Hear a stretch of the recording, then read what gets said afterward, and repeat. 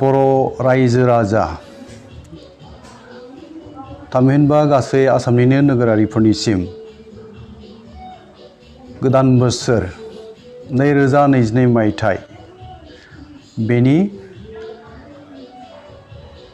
बयनिसिमबो बर' कसारी अनसाय गावारि खुंथायनि जानानै गाहाम हामलायथिखौ बावहरबाय।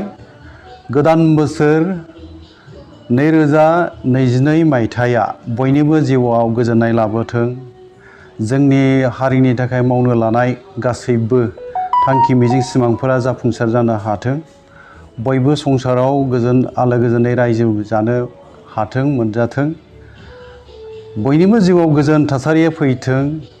बे मिजिंजों गासैबो बर' रायजो राजा आरो आसामनि गासै हारि माहारि बयनिसिमबो आरोबाव खेबसे खरगंलायै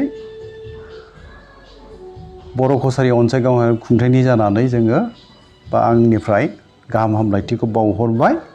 आफा इसोरनाव आर'ज गाबनाय जाहैबाय जोंनि जिउ लामायाव 2022 मायथाइया गमामायैनो गोजोन रादाबखौ लाबोना होफैथों।